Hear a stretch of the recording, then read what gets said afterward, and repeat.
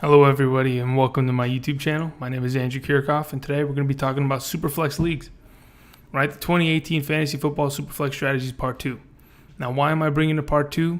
Well, it was evident that many of the people who are subscribed to this channel and those even not subscribed to this channel really liked my prior SuperFlex and 2QB league strategies video a couple weeks back. So I thought, might as well talk about SuperFlex leagues again. SuperFlex is the primary league that I partake in when it comes to fantasy football. So I'm always happy to be talking about SuperFlex leagues in any capacity. So today we're going to be talking about obviously quarterbacks, running backs, wide receivers, and we'll be completing a mock draft at the end of the video because why not? Let's try it. Otherwise, I'm ready to get into the video. But before we do that, I want to thank everybody who's subscribed as of late and or those who have subscribed since the beginning. I appreciate all the support, the views, the likes, the shares, the comments. I appreciate it all. Keep bringing more. We're almost at 30 subscribers. I'm getting fired up, guys. Honestly, it's pretty exciting. We're seeing growth, and I just appreciate all the support. So without further ado, let's get into the video. Okay, so my face is not on the screen, which it usually is, right? Transitions, I give you the nice high wave. Maybe we can do that. Hold up. You know what? We're going to do it. We're doing it live. By the way, we're streaming this on Twitch, boys. So if you're not how do I discard it? Nope. That's actually not what I want. So never mind. Anyway, let's just go about this. Yes, my face is not on the screen, but it will be later. Okay, when we mock draft, you'll see my face, you'll see my expressions, you'll be entertained by that. Okay, but other than that, I really don't see a place where I can fit it on the screen, so we're just going to leave this as is. Okay, so as you can see on the screen, we're talking about youth versus experience, right? When it comes to quarterbacks. Now, why is this relevant? Well, we'll get to that. I'm referring to the notion where a lot of people go into their fantasy drafts thinking, okay, who are the most experienced quarterbacks that put up the most points? And they think of, the Brady, the Breeze, Aaron Rodgers, which I probably should have had on the screen, but, it is what it is. Those kind of quarterbacks. That's what initially comes to their mind. Who are the top quarterbacks? They think of people who sit in the pocket and have been doing it for 10 plus years. Now, there's nothing wrong with that. I'm just here to kind of point out something a little different when it comes to SuperFlex leagues, right? Obviously, on the right, we have Tom Brady, Drew Brees, Ben Roethlisberger, and Phillip Rivers. Four of the most successful quarterbacks in the NFL today, right? They've been doing it for a long time. They've been doing it consistently. Tom Brady and Drew Brees have always been in that top 5 situation when it comes to fantasy football quarterbacks, and they're going to continue to do that until, it's evident that they slow down or become injured or retire someday. And then Ben Roethlisberger and Phillip Rivers, they're always at the back end of the quarterback one conversation. These past couple years, they've been slinging it also, right? Phillip Rivers with that sidearm bullet, and Ben Roethlisberger throwing literally throwing ducks, but somehow Antonio Brown goes and gets them. They are at the back end of the QB1 conversation, right? But these quarterbacks on our right, they have always been considered 100% the experienced, and I guess you can say they're highly trusted by fantasy owners. Now on the left we have quarterbacks that are considered the youth, right? Jimmy Garoppolo only how many games did he start last year? 6, 7, 8. He's undefeated as a quarterback, but people are questioning, does he have what it takes to have fantasy value, right? Jared Goff, is he a one-year wonder? Yes, he performed last year, but he was a part of the highest scoring offense. Can they repeat? Can they reproduce what they did last year? There's questions about that.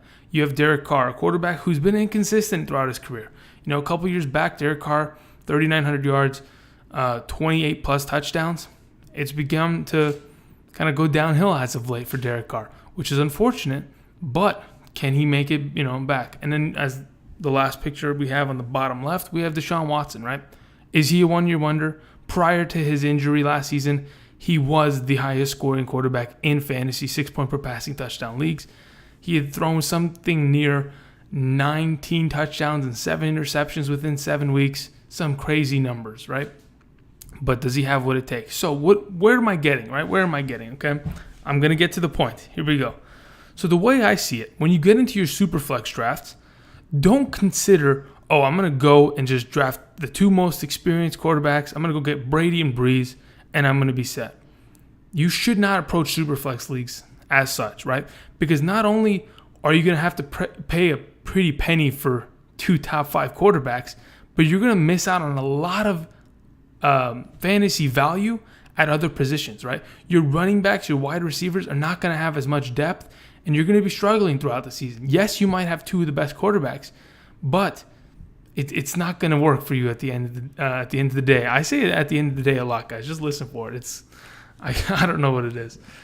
Okay, so anyway, what I'm saying is perhaps, this is my suggestion, pair one of these experienced quarterbacks with a youth quarterback as your SuperFlex, right? In SuperFlex and two quarterback leagues, it requires 2 quarterbacks, right? Or not require. SuperFlex, you can technically start, okay, but we're not going to talk about technicalities. Anyway, so my suggestion, what if you drafted Drew Brees, right? But then later on in the draft, go ahead and pick up Derek Carr.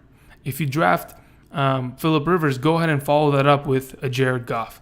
You won't be paying such a high value by having 2 quarterbacks. Yes, one, like let's say for example, as of right now, Jared Goff is at like a 14-15 range of ADP, which is kind of surprising, right? He was a top 12 quarterback last season, and why should he drop? Yes, Aaron Rodgers is coming back. That should make somewhat of a difference, right? It should knock everybody down one peg.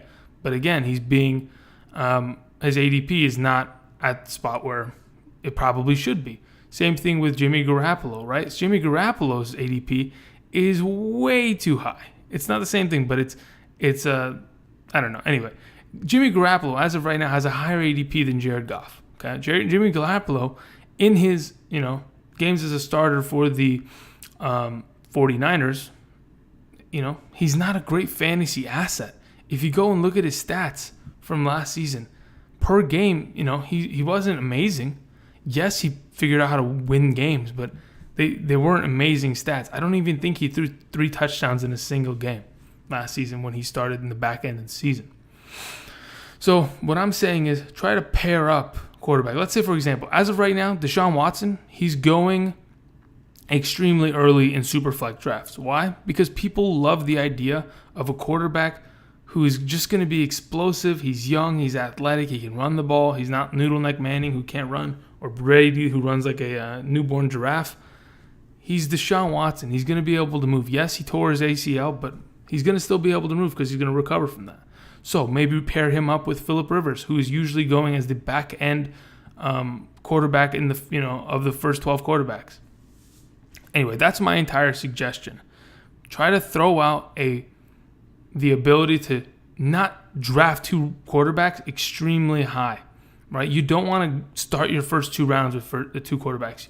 You don't want 2 quarterbacks until maybe the 6th round, right? You pick one in the 3rd, maybe one in the 5th, maybe, right?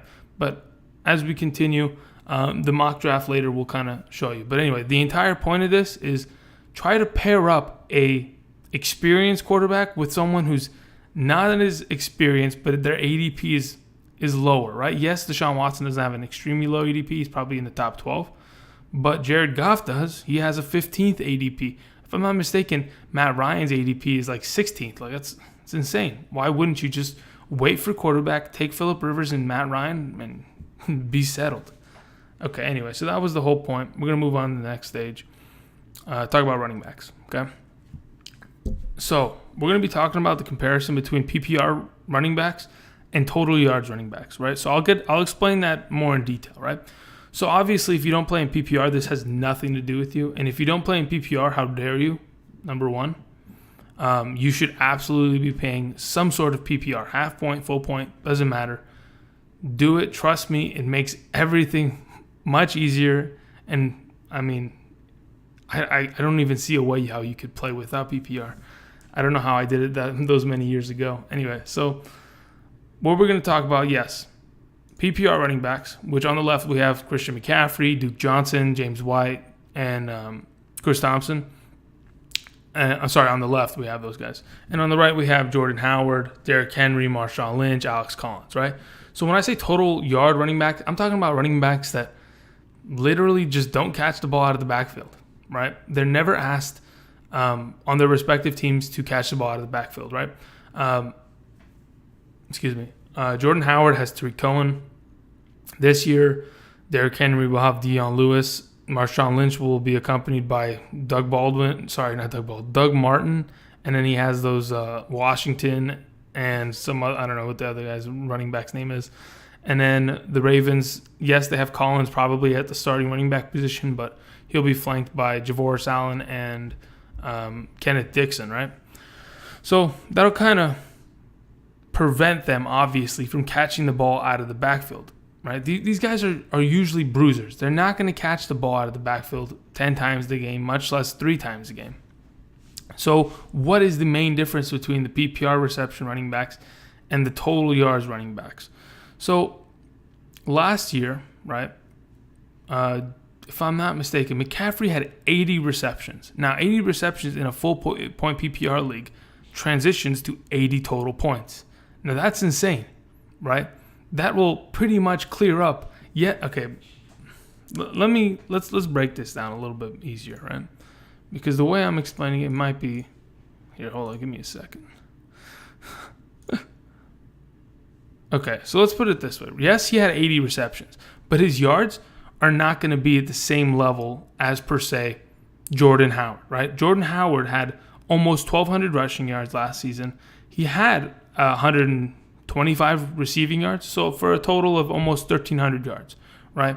On the other hand, Christian McCaffrey, he didn't have many yards, right? But he made that up with the ability to catch the ball out of the backfield. So total overall in a PPR scenario, let's see, where is the difference between these two young men? All right, in a PPR scenario,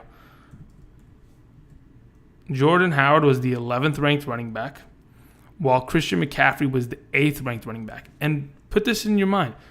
McCaffrey didn't really run the ball much last year, right? McCaffrey, barely ran the ball last year because Jonathan Stewart was still on the team, and he just wasn't given opportunities that he should have been given. This season, yes, he'll have C.J. Anderson, but I think they'll give him more attempts. Yeah, last season he had 117 attempts, right? Total yards for Christian McCaffrey, 1,000, right? So he got up there, but that 80 reception difference, and he still had 7 touchdowns. That makes a big deal, right? And as of right now, Christian McCaffrey and Jordan Howard, they're right next to each other in ADP.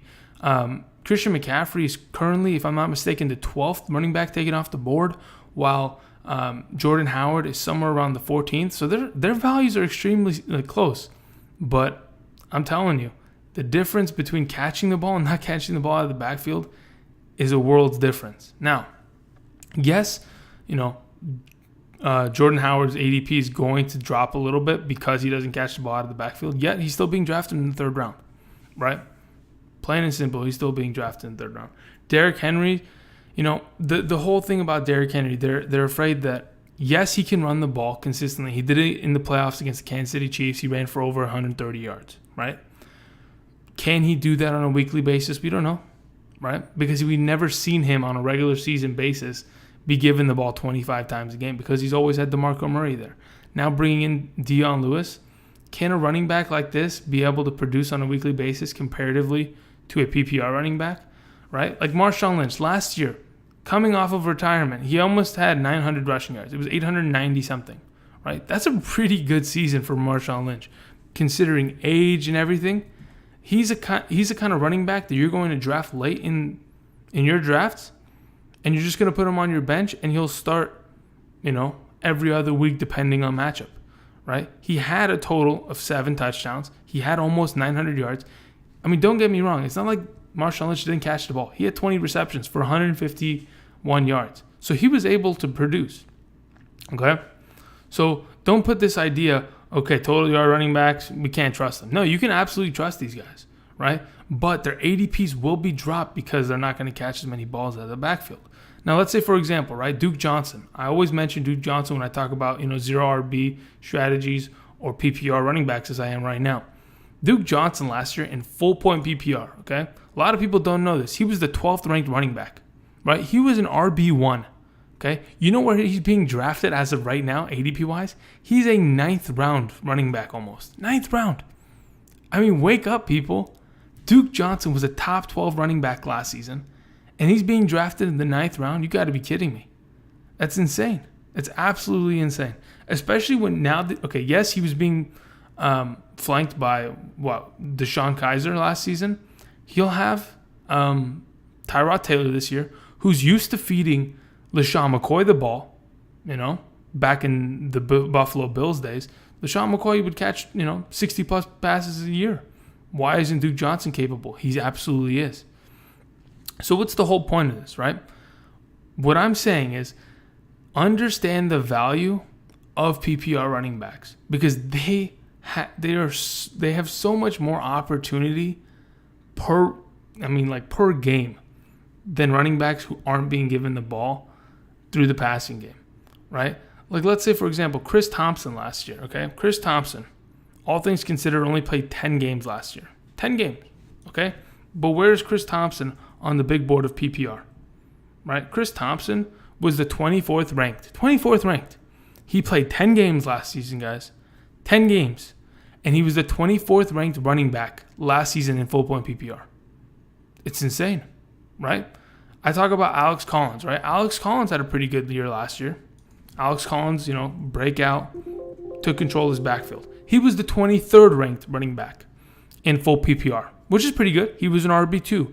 But the pass catcher of the Baltimore Ravens, Javoris Allen, he was the 20th ranked running back in full PPR. So this whole entire thing, the whole point of it, of this verses, is to explain to you that PPR running backs are extremely valuable despite what anyone is saying. People may be thinking, well, I want my bell cow running back. Well, maybe you don't need the bell cow running back when you can get a PPR guy who's just going to rack in points on a weekly basis. Anyway, so that's the whole point. We're going to move on to the next. We're going to talk about wide receivers, okay? Here we go. Again, we're going to talk about PPR wide receivers now versus touchdown-dependent wide receivers, okay? So on the left, we have Jarvis Landry, Golden Tate, Larry Fitzgerald, Julian Edelman, okay? On the right, we have who are the touchdown-dependent wide receivers, Mike Evans, Alshon Jeffrey, Davante Adams, and Marvin Jones, right? So we have two Lions, but those were the only two receivers that, if I'm not mistaken, let me check this out. This is a specifically ridiculous stat. I think they're the only two receivers on the same team to be in the top 12, yeah. Oh, no, is it top 12? Yeah, Golden Tate got a little bit knocked out to the 14th slot. Anyway, so what about PPR wide receivers versus touchdown-dependent wide receivers, right? So Jarvis Landry, right? We know Jarvis Landry for being a 100 reception a year kind of guy. Same thing with Golden Tate, 90 to 100 receptions a year. Same thing with Larry Fitzgerald, right? They consistently, on a year-to-year basis, are catching 90 plus, maybe even 100 plus, especially Jarvis Landry and Larry Fitzgerald in the last couple seasons. 90 to 100 plus receptions a season, right? Now, what does that translate to? As I said, it was with McCaffrey a little bit earlier. That transitions to 100 points potentially, right? Last season, yes, Golden Tate only had 92 receptions, but that's way better than let's see, like Davante Adams, right? Across on the touchdown dependent. He only had 75 receptions, right? So he has almost 3 touchdowns worth of receptions on top of him. Golden Tate is generally a 90 reception kind of a guy, right? A year. But Jarvis and Larry Fitzgerald, they just show up and catch 100 balls a season. Julian Edelman, on the other hand, yes, he didn't play at all last season, but the couple years prior, he's a 90 to 100 receiving reception kind of guy also, right? So just keep that in mind. They got rid of Brandon Cooks. As soon as he comes back from that suspension, he's going to be able to produce PPR-wise. Now, here's the thing. I talked about Alshon Jeffrey a couple weeks back in a video, right, where I explained that Alshon Jeffrey does not get many receptions at all, right? So his opportunities to score are very low. Okay? So last season, Alshon Jeffrey had 57 receptions on 120 targets. That's absolutely awful. That's absolutely awful. 120 targets, he had 57 receptions. That's the Devontae Parker bullshit, right? But he had 9 touchdowns. Okay? 57 receptions, almost 800 yards, 9 touchdowns. Where did that land Alshon Jeffrey last season? Well, let's see. Let's see Mr. Alshon. Alshon Jeffrey was the 17th ranked wide receiver in full point PPR last season. I mean, that's ridiculous, right? Touchdowns, no matter... Okay, so let's just put this in perspective. Larry Fitzgerald and Jarvis Landry almost had 100 more receptions than Alshon Jeffrey, right? Yes, they scored more points overall in fantasy, but Alshon Jeffrey was still able to compete just because of his touchdowns. Now, what's the whole point of this competition? I'm just here to say that you cannot guarantee touchdowns. Yes, you know that Alshon Jeffrey, Davante Adams, Marvin Jones, and Mike Evans, they're going to be looked at by the quarterback 100% of the time when they're in the red zone, right? The plays are going to be drawn up. The plays are going to be called to feed these people the ball. Why? Because they are bigger targets who can go up and catch the ball, and they're dependable in the red zone. But you can't, on a year-to-year basis, guarantee that these guys are going to catch touchdowns, right? Again, 57 receptions. That's pretty bad for what, wide receiver 17? I mean, that's a mid-range wide receiver 2, which sucks, right? Because, yes, 1 week he'll get you 0 points, but then the next week you have to hope and pray that one of Alshon Jeffrey's 4 receptions ends up being a touchdown. Because if it's not, well, you're getting the goose egg week, right? Because he's not going to put up that much yards either. He barely was short of 800 yards last season by about 10, right? So he's not a yards guy, he's not a reception guy, but he depends 100% on getting 8+ touchdowns. And all of these guys on our right do, right? Davante Adams, these past 2 seasons, has had 10+ touchdowns a year. Now, it's not that I'm saying that he's not going to do that again, because as of right now, going into an Aaron Rodgers offense where you're the wide receiver 1, you're most likely guaranteed to get 10+ touchdowns.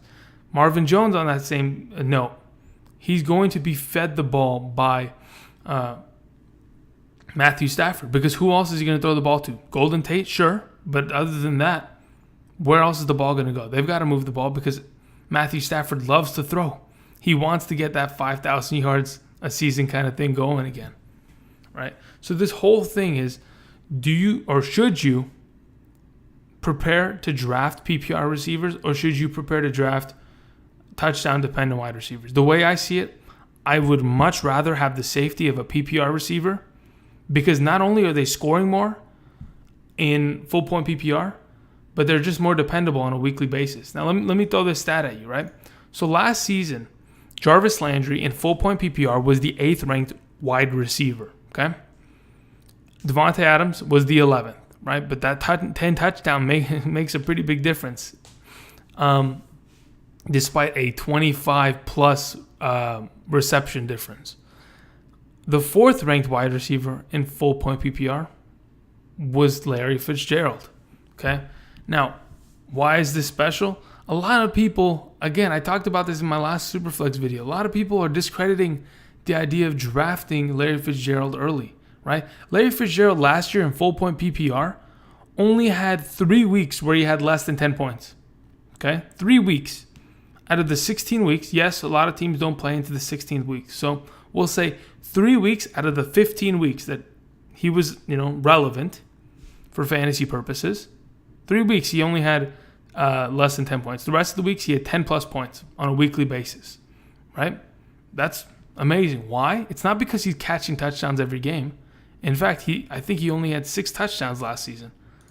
On the contrary, he's catching the ball, a ridiculous amount of times. Yes, he had 6 touchdown receptions last year, but if you have 110 receptions on a 15-week basis, catching 8 balls a week, that's 8 points guaranteed, And then if you sprinkle in a touchdown, boom, there's 14. Sprinkle in 60 yards, boom, that's 20. There's a 20-week guy, And it's Larry Fitzgerald who's being drafted as a wide receiver 2 right now, late wide receiver 2 in that, in that fact. Anyway, the whole point of this is when you're going to draft and you're in that mid-range wide receiver 2 area, right, where a lot of these people are being drafted. The only 2 receivers on this screen that are being drafted as wide receiver 1s are Davante Adams, right, because if Aaron Rodgers, he becomes a relevant fantasy option, and perhaps Mike Evans, who's probably the 12th ranked wide receiver in fantasy. The rest of these guys, they're all being drafted as wide receiver 2s, and Edelman, because of his suspension, he's being drafted way later. And if you can get him at a good value, there you go.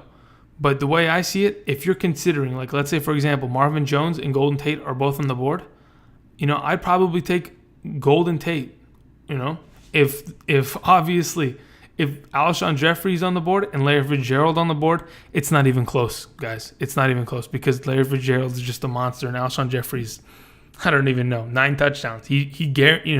Without those 9 touchdowns, if he had 6, boom, he's getting dropped way farther in the fantasy bracket when it comes to scoring touchdowns. Even Nelson Aguilar, right, who's another Eagles receiver. Last season, he was the 19th ranked wide receiver. Why? Because he had 8 touchdowns. Again, touchdowns are not guaranteed, guys. So maybe think about drafting these PPR receivers.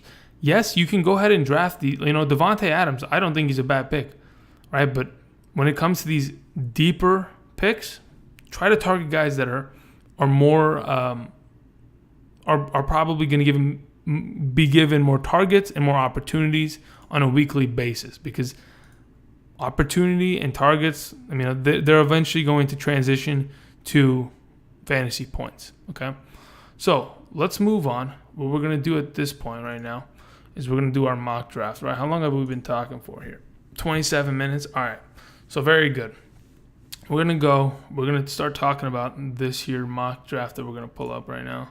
All right, beautiful. Hey, everybody, I'm back. Okay, so again, what did we talk about so far? We talked about pairing up quarterbacks, right, with, veteran quarterbacks like Phillip Rivers with younger quarterbacks that people aren't really drafting, or like Jared Goff, right? Pairing up those kind of guys. We talked about PPR running backs over running backs that are just going to only just rack up yards and hope to God that they score touchdowns. And then we talked about the same kind of thing where we're talking about wide receivers that are PPR versus touchdown-dependent wide receivers that without those 8+ touchdowns a season aren't going to be really relevant, okay? So let's just get into this mock draft here. We're going to go full-point PPR. We're going to add 2 flex. Let's just go 1 flex. No big deal. And 1 SuperFlex, right? That's like a standard SuperFlex league. As of right now, let's just go. Let's do this. Pick a number between, there it is, 1 and 12. Beautiful. And what? Okay, here we go. Tell me when to stop. You ready? I'm not going to look. I'm just going to. Ready? Okay, we're the 11th pick. Here we go. Now, let's go ahead and close this. We will be the 11th pick of the draft. All right, here we go. Let's see how this ends up. You know what? Technically landed on 11. But last time we did a mock draft, we were the 9th pick. Let's just change it up. Let's go with like 5, okay? This may be rigged, but so is the WWE. No one complains about that, right? Okay, so here we go. We're the 5th overall pick. How do we approach this? Maybe we'll do 2 mock drafts. We'll go back to 11, okay? How are we going to approach this? What is my thought process, right? Le'Veon Bell's off the board. Todd Gurley's off the board. Antonio Brown, which would have been my pick at this point if Ezekiel Elliott had gone. David Johnson's off the board. And I am the 5th overall pick. Where am I going with this? I think it's pretty simple here. Why the heck? Can we close this? Thank you. All right. I think it's pretty simple. In my opinion, I like to have a stable of running backs. So we're just going to go ahead. We're going to take Ezekiel Elliott. We're going to hope that they feed him the ball, 400 times this season, and that he has the ability to produce. Okay, so what happened after my 5th overall pick, right? Aaron Rodgers, Alvin Kamara, Tom Brady. So the first round pretty much consisted of 3 wide receivers, 3 quarterbacks, and then the rest being the top 6 running backs, right? The second round, Deshaun Watson was off the board. Ooh, okay. So the 12th pick, right? He went with Russell Wilson, Deshaun Watson. You can go ahead and do that, but you're gonna pay in the long run. The depth is not gonna look great. Michael Thomas, Kareem Hunt, Keenan Allen, Julio Jones. Wow, Julio went pretty late. Melvin Gordon and Carson Wentz, right? And then now we're back to me. Okay, this is the way I see it, right? Dalvin Cook, yes, he's a great option, but I like Davante Adams, right? Davante Adams, as I talked about, he's the exception. He is the starting number 1 wide receiver for a Aaron Rodgers offense. So, yeah, we're going to go with Davante Adams here. We're going to go with Davante Adams. We'll see how this turns out. Okay? So, okay. There was a little bit of a rush for wide receivers there. Leonard Fournette went off the board, Cam Newton, Dalvin Cook, and then receivers. Left, right, and center. AJ Green, Adam Thielen, T.Y. Hilton, Mike Evans, and Tyreek Hill. So now it's back to me. Now, where am I thinking I'm going to go? As of right now, I probably should be drafting a quarterback, right? I don't want to come late to the... you know what? Maybe we come late to the party. Let's draft a little bit more depth at the wide receiver position. This is a full-point PPR, and I was talking about Larry Legend, right? So let's go ahead and pick up Larry Legend, okay? We're doing this on the fly, right? Larry Legend was the 4th-ranked wide receiver in full-point PPR receiving leagues last year. Let's see where this takes us, right? Okay, now, this is pretty, okay, all right, I like this. Christian McCaffrey went off the board next, Doug Baldwin, 2 quarterbacks, Breeze and Roethlisberger, Stephon Diggs, McKinnon, McCoy, Freeman, and Penny. Penny in the 4th. Amari Cooper, Gronkowski, and Kelsey, okay, the top 2 considered. I think Ertz is better than those both because of Gronkowski's injury history and because of Mahomes. Josh Gordon in the 4th. Oh, my God. And Mixon in the 4th. Wow. They're making it easy for us, man. I'm telling you, they're making it real easy out here.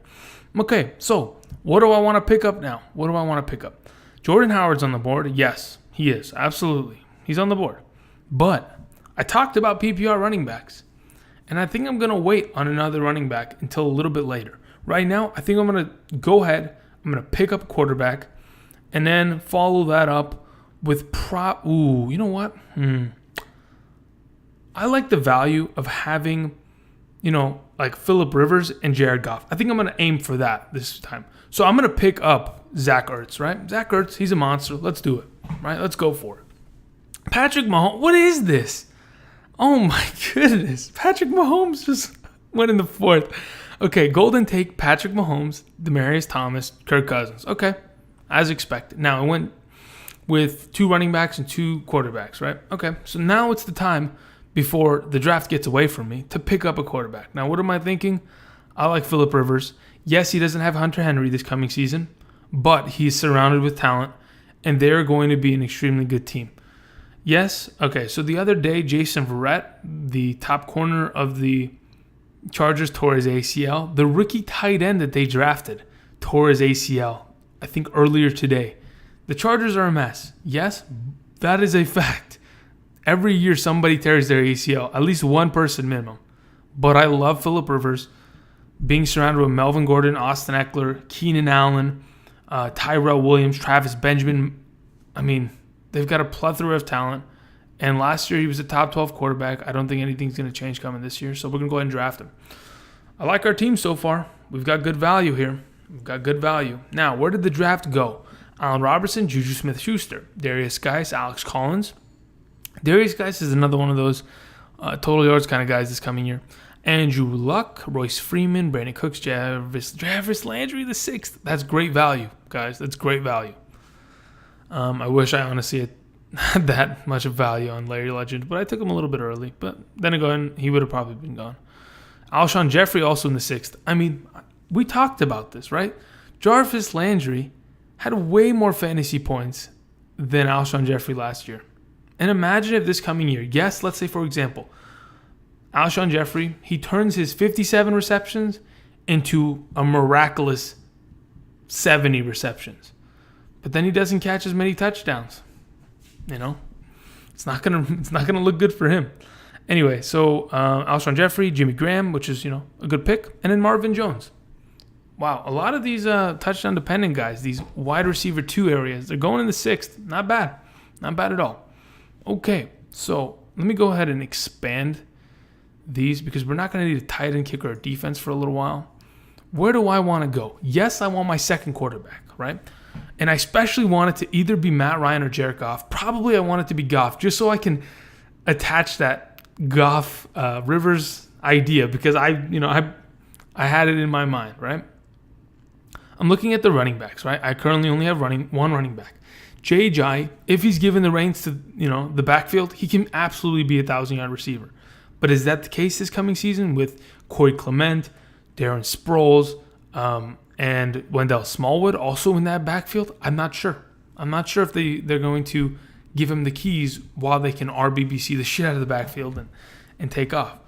Dion Lewis is on the board. I don't really have much trust in Dion Lewis, considering I don't know if Derrick Henry is going to be the number 1. But there it is. Dion Lewis is being his ADP right now, right, on this ranking system at fantasypros.com. He's higher than Derrick Henry. Derrick Henry's at 25. That's insane. Okay, Mark Ingram at 24, which is probably a good pickup, but not at this point with me not having a lot of running back depth. Yes, later on in the playoffs, if I can survive the first 4 weeks, it could be decent, okay? Also, players that we want to look into. Duke Johnson, right? We want to put him on our big board here because he's absolutely going to be a monster and key for us. So the way I see it, as of right now, I've got a pick, and then I'll have another pick within the next 8 selections. So I'm probably thinking, as of right now, Jared Goff will be gone, and I don't want to have to settle for a Mariota. Yes, Alex Smith can be decent. So as of right now, I'm just going to go ahead. I'm going to forfeit the idea of getting a little bit better running back, and I'm just going to go ahead and draft Jared Goff. For sure, put together my Rivers-Goff combo, okay? Now, what went in the meantime? Tight ends, wide receivers, and Mark Ingram. No big deal, okay? As of right now, we are currently we're about halfway through the 7th round, and we've got decent, pretty good wide receivers left on the board. But again, I need running back depth. So, as of right now, what we're probably going to do, what we're going to do right now, this is where it gets difficult, guys. This is where it gets difficult. Do I want a wide receiver like Michael Crabtree, right, who is a touchdown-dependent receiver that is playing with Joe Flacco? Or do I want to go and draft Ajayi or Derrick Henry or one of these rookie running backs? Or do I want to reach for Duke Johnson? That is a good question. So as of right now, I think I'm just going to go with the... It's a PPR league. Guys, I'm struggling. All right. You know what? As of right now, I've got two good wide receivers. I can fill that third wide receiver slot with anybody, but I need running back depth. Absolutely, I need running back depth. I don't really like Ajayi because of how much potential, opportunity there is for the other running backs within that offense. So I'm just gonna go with Derrick Henry right now.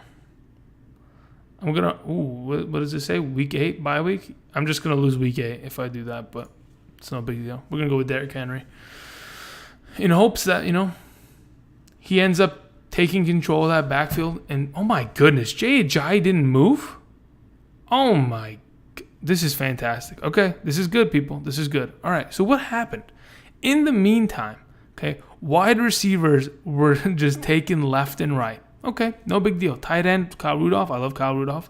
But we went with Zach Ertz. And Matt Ryan and Marcus Mariota are no longer on the board. So, again, this is actually really good for us.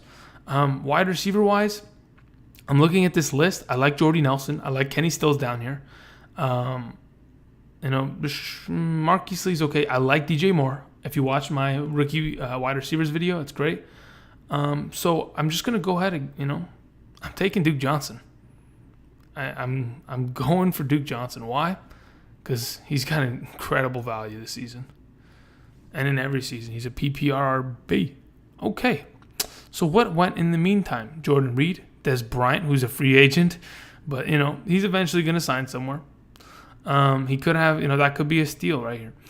Jameis Winston, Dion Lewis, Derek Carr, Jordy Nelson. Oh man, okay, no big deal. We're gonna pivot. We're gonna be able to figure it out. Okay. Again, Ajayi is still left on the board, which is kind of insane. But there is going to be a quick run at running back soon. So where do I want to go here? Do I want to go with the second wide receiver and have 2 Green Bay wide receivers as my starting, lineup? I don't think I want to do that. I don't think I want to do that at all. So I'm going to have to pass on Randall Cobb just because of that. Right? Yes, he could have value this coming season, but I don't know if I'm willing to start 2 Green Bay wide receivers on a weekly basis. That might be double dipping a little too much. Let me go ahead and expand this. All right. Now, obviously, I want a third quarterback to stash on my bench.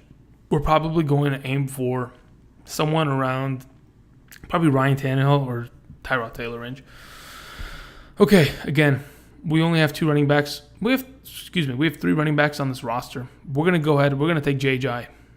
We're going to go for it. At this value in the 9th, I'm okay with that. I'm absolutely okay with that. He'll be on my bench. No big deal. Now it's time. There it goes. There goes the run of running backs, right? There we go. Okay, so at this point, wide receivers, quarterbacks, and then a little bit more running backs. More like 7 straight running backs were taken off the board, okay? Where do I want to go here? Chris Thompson's still on the board. He's a great PPR option. Jamal Williams, who could potentially be the starting running back come week 1.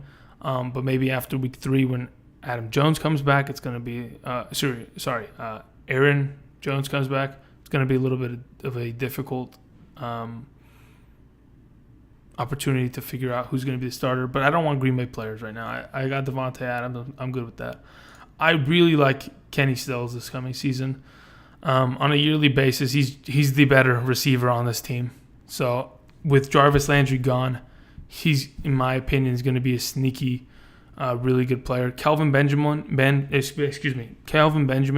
Let's put it this way, right? With the Bills this coming season, Josh Allen's probably going to start, right? They're going to be down in a lot of their games, right? And they're going to have to score a lot of points in order to win games, right? They have to really outscore people. Yes, their defense is good, but their offense, they're going to be put in positions where they're going to be down 14 points in the 4th, and they're going to have to throw the ball to come back, right? Josh Allen's probably going to throw 20-something picks.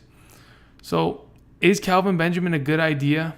I don't really, subscribe to that kind of a, process of drafting Calvin Benjamin, who I don't think is very talented. So right now, we're going to go ahead. We're going to pick up, Calvin Benjamin is not even a PPR kind of guy. I like Kenny Stills, who's not really a PPR guy either, but I still like Kenny Stills because I think he can be that number 1 wide receiver for the, a defense one in the 11th? Jesus, that's embarrassing. Excuse me. Aaron Jones, as I was talking about, gone. Okay, so wide receivers, running backs, tight end, defense. Okay, so where do we want to go here?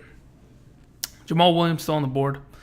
Now, the running backs that are left, right? I had James White as a picture in one of those PPR running backs. He's a guy that I would think about. Naheem Hines, a rookie. I like him a lot.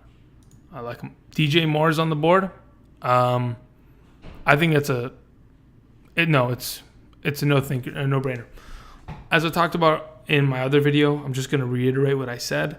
The way I see it, in the Carolina offense, in the Carolina Panther offense, Devin Funchess is currently the starting wide receiver, right? Number 1 wide receiver. But as the season progresses, I think DJ Moore is going to become, he's automatically the number 2 wide receiver of that offense, but I think he's eventually going to become the number 1 target, and he's going to have a really good rookie season. So I'm going to go ahead and draft DJ Moore here. Have a little bit of wide receiver depth in a PPR, which would be good. DJ Moore, he might, push Kenny Stills out of that starting spot there. Okay, now where have we gotten to, okay? Let's see here. After my pick of DJ Moore, Jamal Williams, more running backs, tight, another defense is gone, which is, I can't subscribe to that at all. Montgomery, which is, Montgomery's not going to have a great year this year. It's going to be tough for him. some running backs, some backup running backs, excuse me, and a couple of rookie, Calvin Ridley. I like Calvin Ridley, but DJ Moore is more of my taste. So, do I want to draft a quarterback right now? I don't think so. I think we're going to continue to build depth within our team. As of right now, what are my running backs looking like? Ezekiel Elliott, Derrick Henry, Duke Johnson, okay, and Ajayi. I think I want a little bit more depth at the running back position just in case of an injury. What do I have here? I have Theo Riddick, I have James White, I have Bilal Powell, I have Nyheim Hines. Those first three options, Riddick is a PPR guy, third down, but there is a RBBC 100% in that backfield. James White, another third down, and there is an RBBC probably going to come out of that backfield unless Sonny Michael stops fumbling during practice. And Bilal Powell, he's being stuck with Isaiah Crowell, and there's been talks of the Jets going out and signing another running back. So as of right now, Nyheim Hines, I don't think I want to reach for a running back who, yes, he's going to be stashed on my bench, but I don't think I want to reach for that kind of a guy right now. So I think we're going to get value at the wide receiver position. We're going to go for wide receiver depth. I like Cameron Meredith. Last season he didn't play because I think he tore his ACL during the preseason. Achilles or ACL? I get it mixed up here and there. The way I see it, Cameron Meredith had a pretty good season in 2016. In fact, I could probably check the stats, but as of right now, we want to make this video quick. So I don't like Josh Doxson because I 100% believe that Jamison Crowder is that number one receiver. Yes, Cameron Meredith is also not going to be the number one receiver, but because of being such a big target and being in a Drew Brees offense, I think he has potential. So we're going to go ahead and get a little bit more wide receiver depth with Cameron Meredith here. Yeah, Michael Gallup went off the board. That could have been a good pick. But I like Meredith. So what else happened? Jordan Matthews, James White, David Njoku, Josh Doxson, Mike Will. Okay, no big deal. So where are we going now? Now at this point, right, the draft is not going to come back to me until the 14th round, and it'll be the mid of the 14th round. So I need to just pick a player that I honestly just want, right? Who do I want of the potential? I don't think I'm going to draft another tight end until very late. I'll probably draft a Hayden Hurst late in the rounds. So I'm going to go ahead and queue him up. Excuse me, I'm scrolling like super fast. Or Ben Watson. I like Ben Watson too, but where's Hayden Hurst?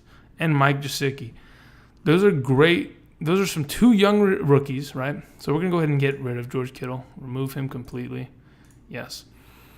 I'm not really a fan of Theo Riddick. And I don't really like Kenny Golladay too much. So, as of right now, we have 3 tight ends on the board. We have Blake Bortles up here. I don't think I want to go for a third quarterback as of right now. Now, don't get me wrong. Blake Bortles is going to, I'm telling you guys, he's going to score a lot of fantasy points. It's crazy that it's the 14th round almost, and this man hasn't been taken off the board. I can't draft him because, actually, I could draft him. Why wouldn't I? Oh, man. No, I need more depth. I think I'm going to start Phillip Rivers and Jared Goff every week, and then I'll figure it out with probably Ryan Tannehill. Let's see what Tannehill's bye week is looking like. He's got an 11th week bye. That doesn't interfere with my quarterbacks, so we'll go with that.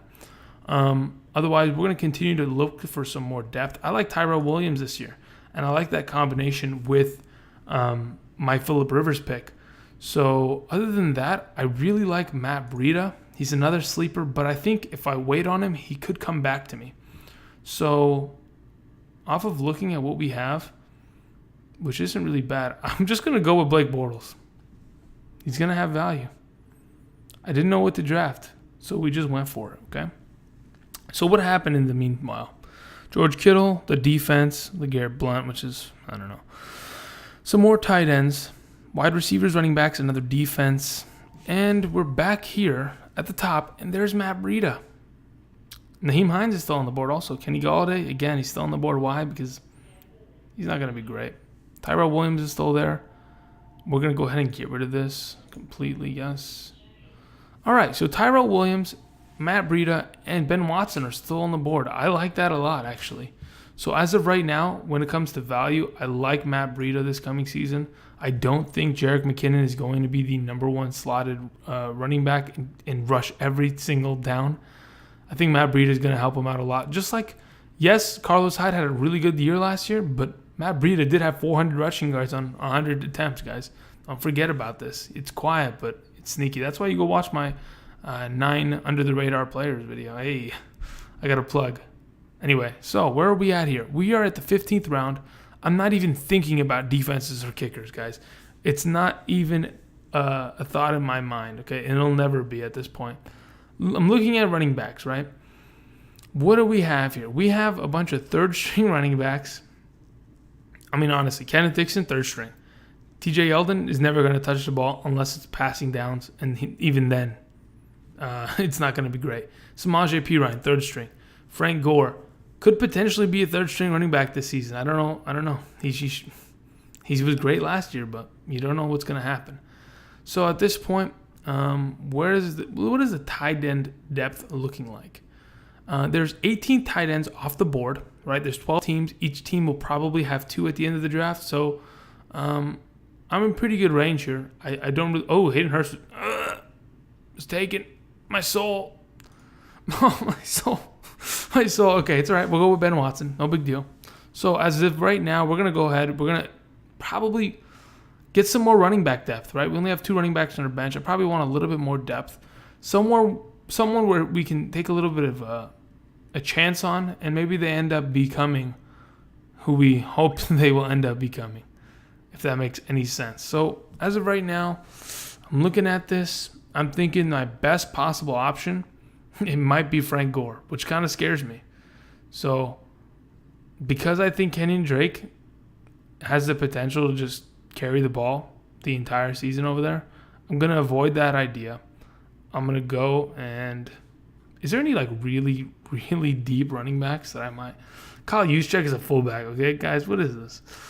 My handcuff Rod Smith, I'm not really interested in that. James Conner, Terrence West. No, okay. No big deal. So we're going to go ahead. Man, I don't like Kenneth Dixon either. I think we're going to go with Frank Gore just off of the chance that Kenyon Drake can't get it done. That's literally all we're doing. We're going with him in hopes that... I'm crossing my fingers and I'm hoping Kenyon Drake can't get it done. In this specific scenario, right? Again, I'm here again. Let's see. What do we got? I think I'm going to go with another tight end right now. Yes, his ADP is super high, but I like Ben Watson this season. I like Ben Watson a lot. Okay, now, blah, blah, blah. Matt Bryant, great kicker. We'll take it. So, as you can see really quickly, okay, yes, I got an 86. That's mainly because I didn't draft a defense, okay? That's not a big deal, okay? So this is the way I see it, okay? As of right now, with this roster that I've put together, okay? With this roster, chances are I would probably, instead of drafting Frank Gore there, would have drafted a defense, right? No big deal, okay? I wasn't even paying attention to how many things, right? So we have Phillip Rivers and Jared Goff as our first 2 quarterbacks, right? Our starting quarterbacks. Blake Bortles on the bench.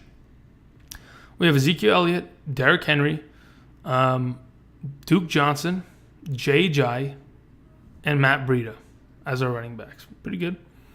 Our starting wide receivers consist of Davante Adams, Larry Fitzgerald, Kenny Stills, with DJ Moore, Cameron Meredith flanking on the bench. We have Zach Ertz, in my opinion, who's going to be the number 1 tight end this year, as our starting tight end. Our running backs, yes, I think we're pretty good, to be honest.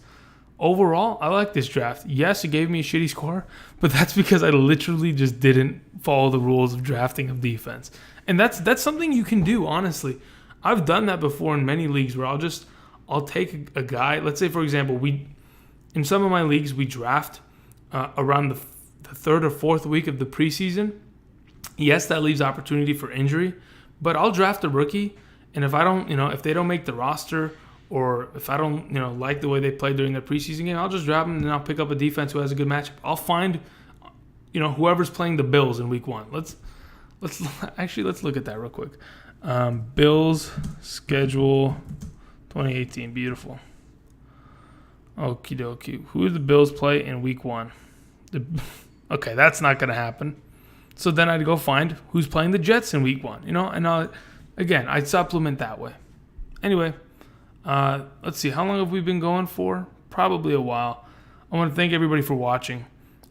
Please like, share, subscribe for more content. Again, I want to do this twice a week consistently. A couple questions I had for those of you watching that have made it this far. What kind of content do you want to see next, right? Do you want to see more mock drafts? Do you want to see more SuperFlex like I did today? Do you want to see more things about rookies? What do you want to see? Comment below. I'll make it happen, right? Even if, do you guys want to see content on like other things outside of fantasy football? Do you want other fantasy sports? Do you want Madden, right? Madden is just around the corner, and I've got a lot of things to talk about Madden, honestly. So just let me know. Like below, subscribe if you haven't. Thank you for watching. I appreciate all the support, and I'll catch you guys next time. Later.